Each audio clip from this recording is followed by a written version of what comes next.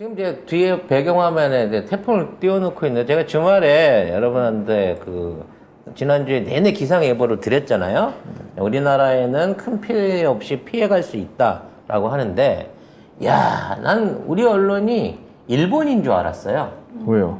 일본 애들이 대놓고 기상예보를 하면서 한반도에 올라가서 엄청난 피해를 줄 것이다 라고 얘기를 해서 국제적인 문제가 됐습니다.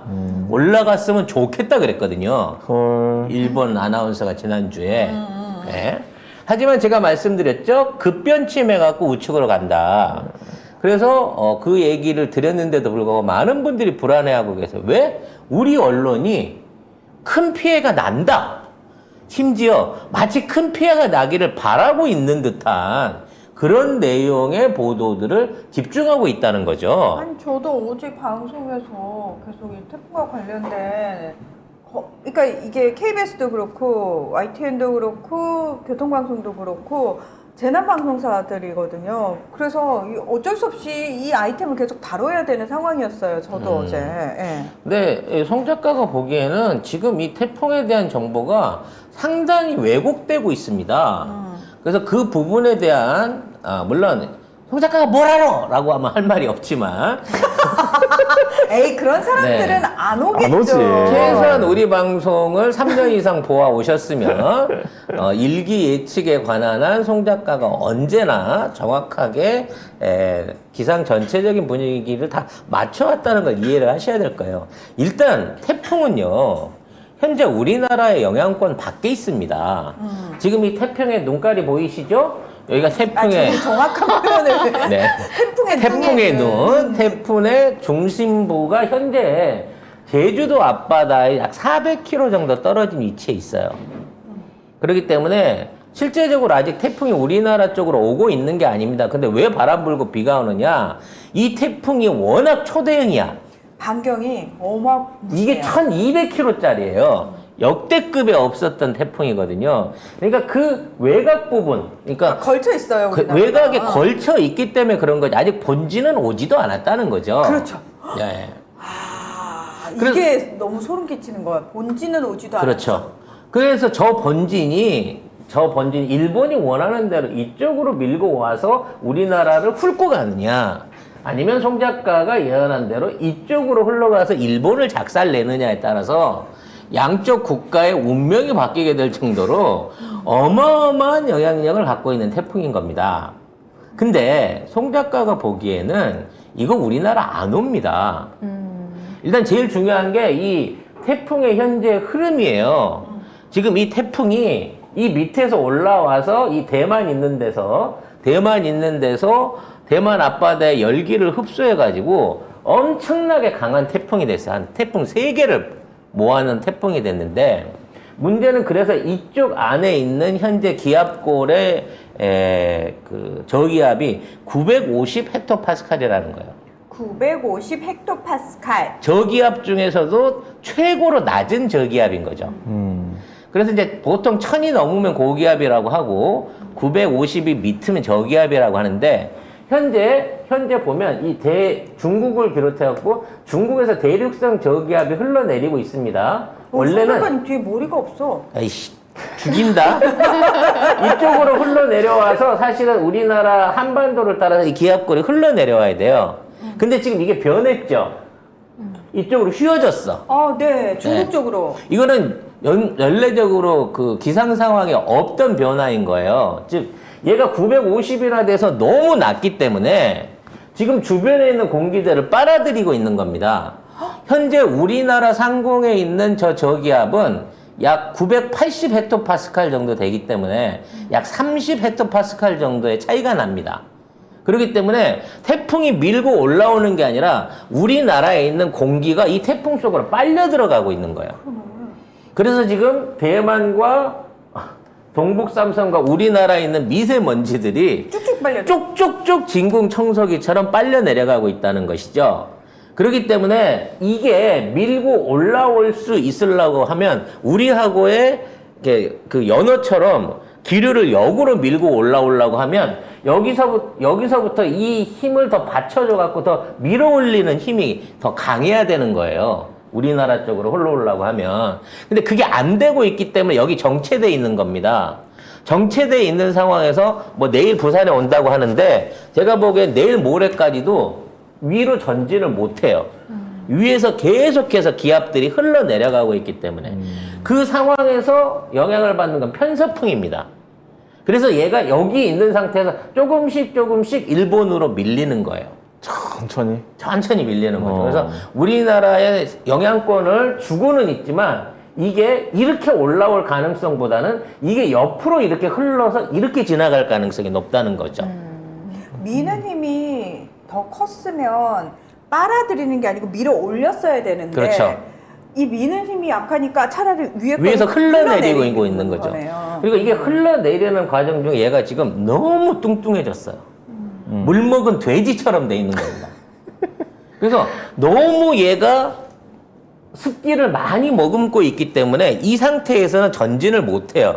정체돼서 서 있단 말이에요. 그래서 지금 있는 상황에서 비를 한참을 뿜어내야 됩니다. 그래야 무게가 좀 가벼워서 움직일 수 있는 여력이 생긴다는 거죠.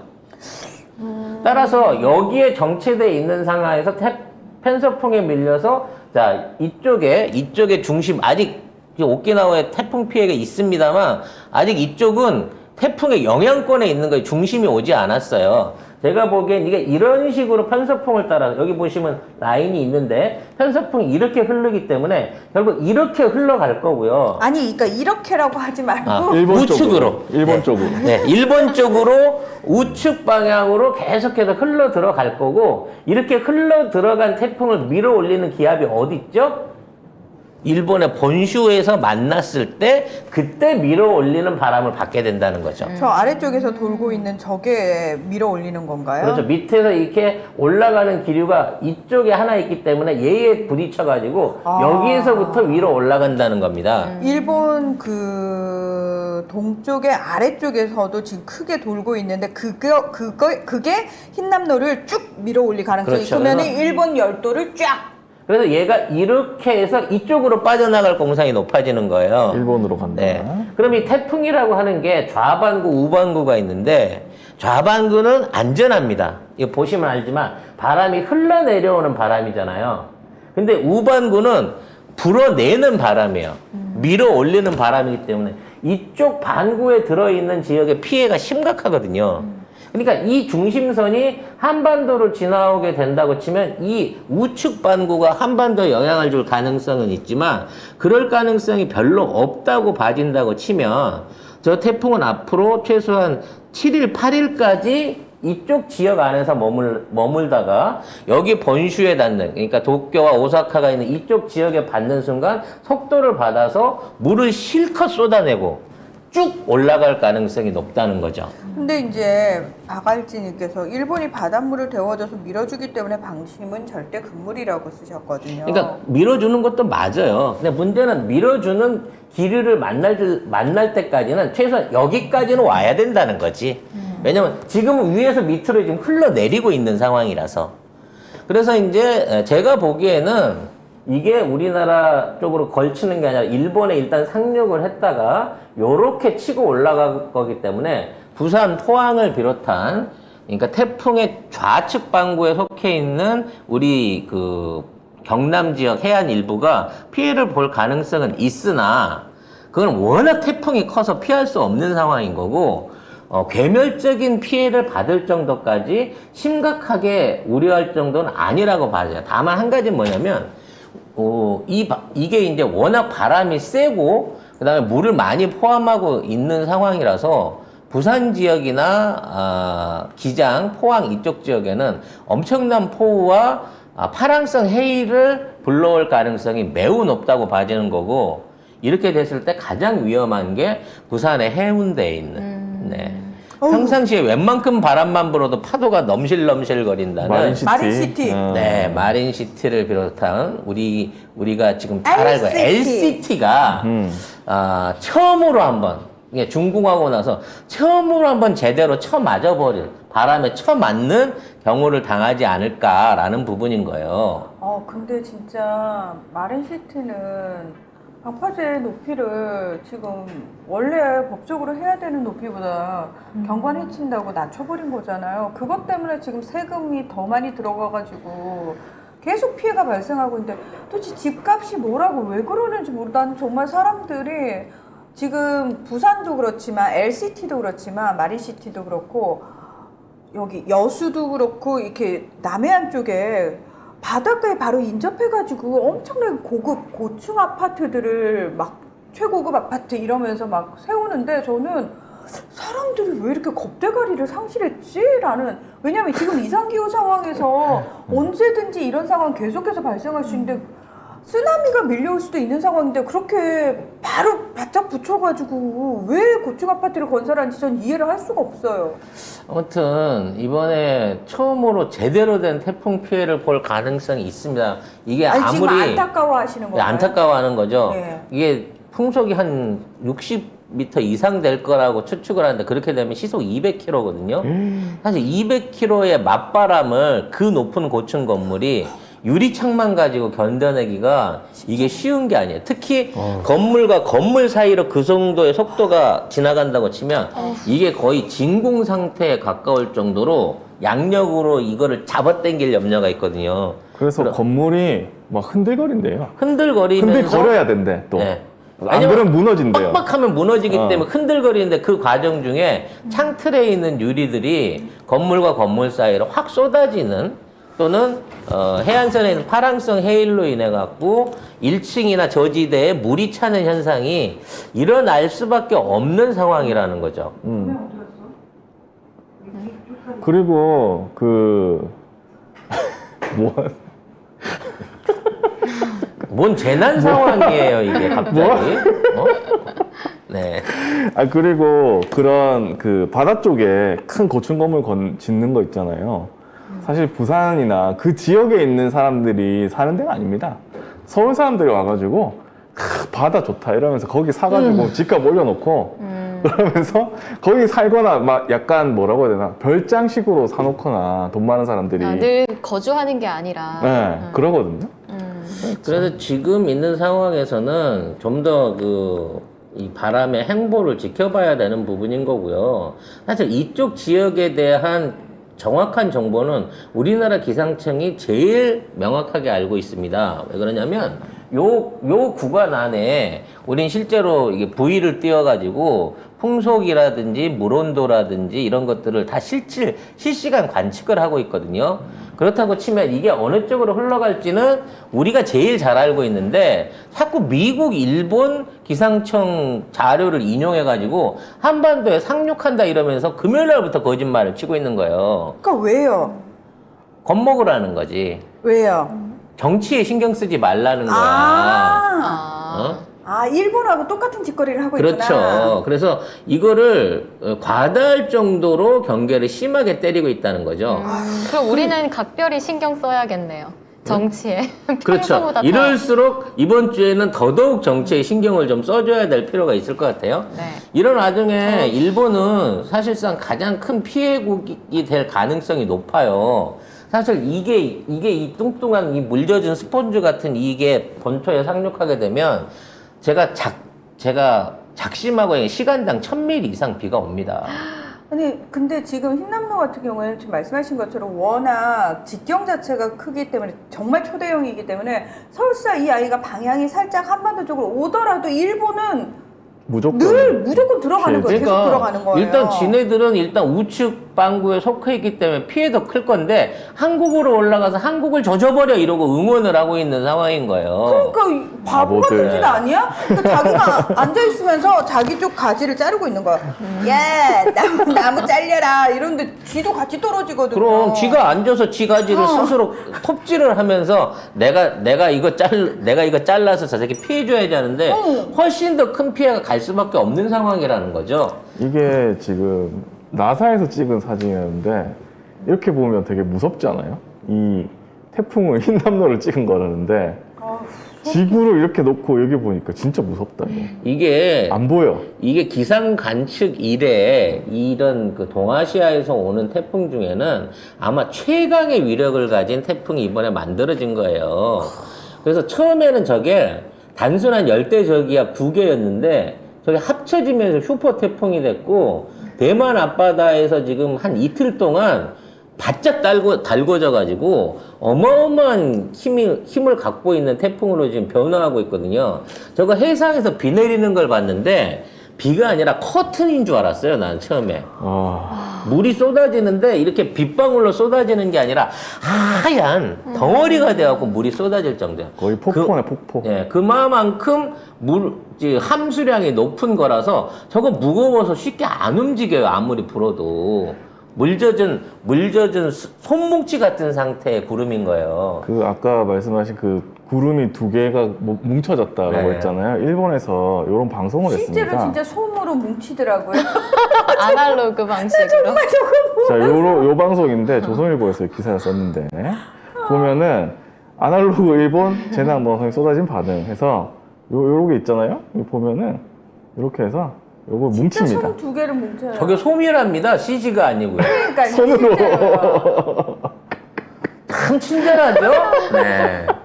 그래서 뭐 이해를 돕기 위해서 너무 좋았다. 뭐 여기 이런 식으로. 11호 있고 여기 구름 있고 여기 합쳐져가지고 아니 저 21세기 뭐 하는 짓거리 학교에서도 저런 자막을 짓거리는 또 안 이렇게 하겠네.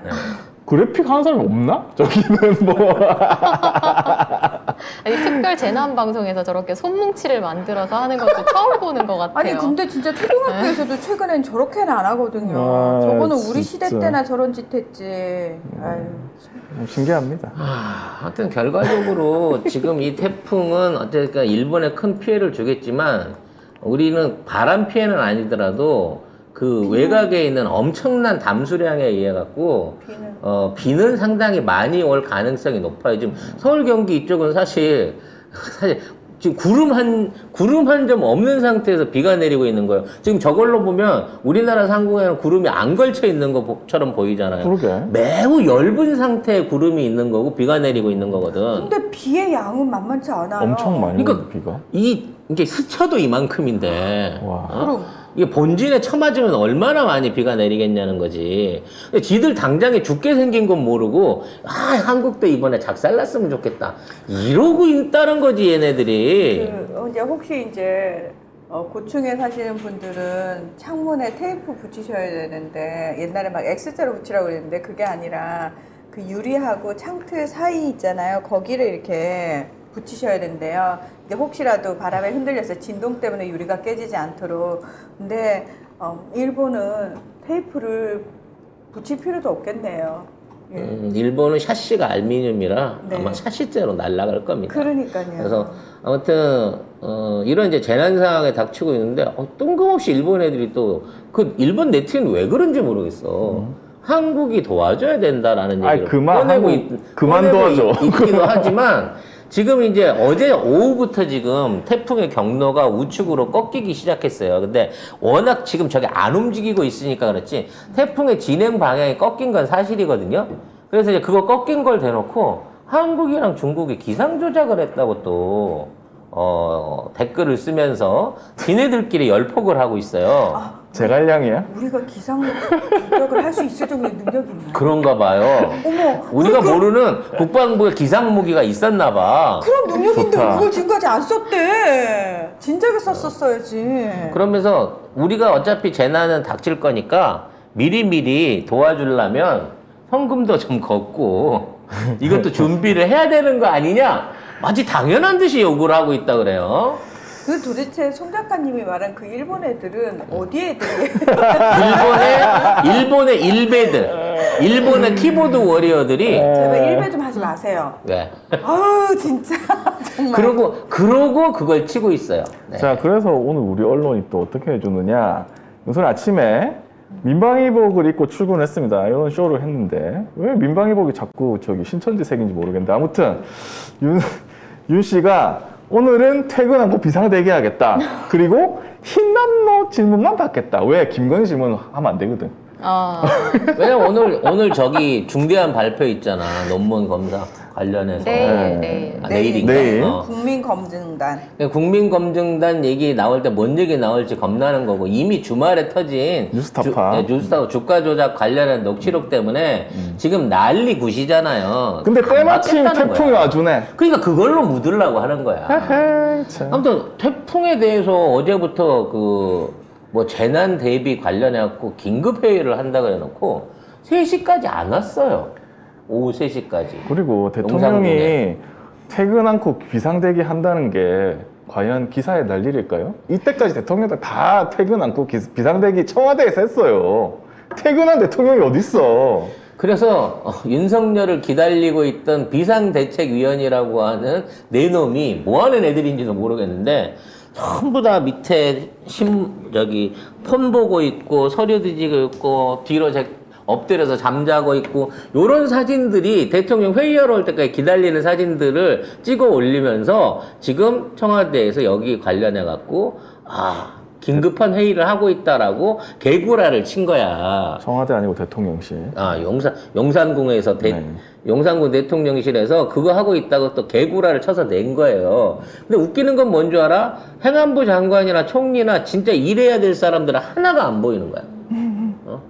도대체 얘네들이 직책이 뭔지 모르는 애들 4명이서 기다리고 있다가 만나서 뭔 회의를 했다는데 정작 회의 장면은 제대로 나오지도 않았어요. 아무튼 뭐 그렇답니다.